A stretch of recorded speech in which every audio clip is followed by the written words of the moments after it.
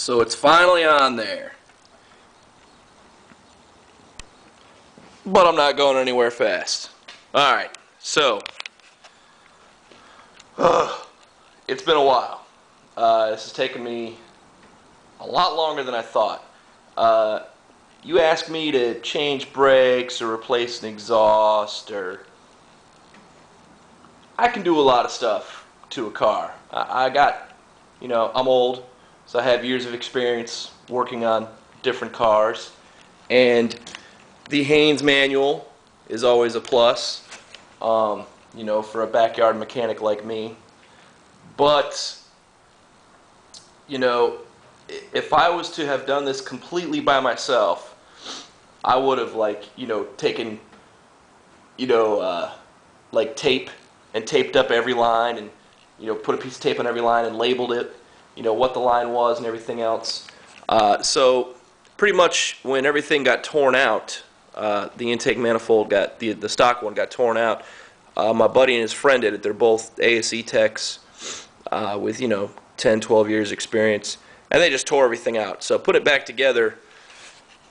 I really wasn't going to chance doing it on my own. A lot of the sensors look the same. We had to use, my buddy used the Haynes manual to look up the wire colors, obviously, to figure out what they plugged into. But really, I was kind of waiting on him to get over here and give me a hand.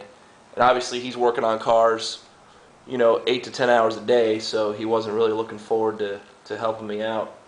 But we did a lot of work to it last night, getting it back on there. It's a tight fit. And when I say tight fit, I mean really tight fit. As I talked about in the first video, there's a bunch of lines, coolant lines, and other stuff you got to move out of the way. But there was other stuff that we didn't figure in. I've been using there's an install on the C-Speed Racing site, and also I have the the printout of the install instructions for the full kit. But because I bought mine used, it didn't come with a lot of the stuff necessary, like specific coolant lines and fuel lines. So I've been having to buy parts and going back and forth to Advance Auto, buying parts and stuff. Plus I broke some stuff, like when we put it in place the first time, trying to get a fit for it, we broke the PCV underneath. It seems like there's room now. The main coolant line underneath is kind of pinched a little bit still, mainly because it's a cheap coolant line. If it was a lot stiffer, but if it was stiffer, it wouldn't bend. I'd have to get one that's made for it, like that comes with the kit, which I don't have, obviously. So I got to figure that out. But it's pretty much on there. This is going to have to be taken apart and extended, so these wires will reach. I had to extend about 3 of the other sensors so they would reach, as you can see. I don't know if you can see that. Some of them, emissions crap, vacuum stuff, kind of just take it out of the housing it was in and plug them in, just so I don't get a check engine light. But it's on there. There's a couple little odds and ends I got to do. Pulled the fuel filter housing off so we'd have room to get it in there. I got a new fuel filter to throw in there, put back there. There's another coolant line. Where's it going? Another coolant line right there. I'm going to have to tee it off of another coolant line. Got to hook up that coolant line. I've got my cold air intake to throw in there. The stock airbox is weird. I've only owned Civics and CRXs before. I've never owned a Tag. So the airbox kind of takes up this whole area. It goes up underneath and then it comes back kind of to deaden the sound and make it quieter, and to kind of straighten the air out, I guess. But gotta take that out, put the intake on there. Got the header on. The exhaust is completely off. I'm not sure if I'm gonna go with the cat or a test pipe still, and I probably won't use the stock O2 sensor. I'll just go with the one that came with my wideband. So I'll have a check engine light on all the time, unless I want to, get another bung welded in place somewhere on the new exhaust I have put on. Anybody want to buy a header and a downpipe? It's for sale. There's the intake. There's the old hammers. Those are for sale too. Yeah, like anybody's gonna buy stuff off YouTube, right?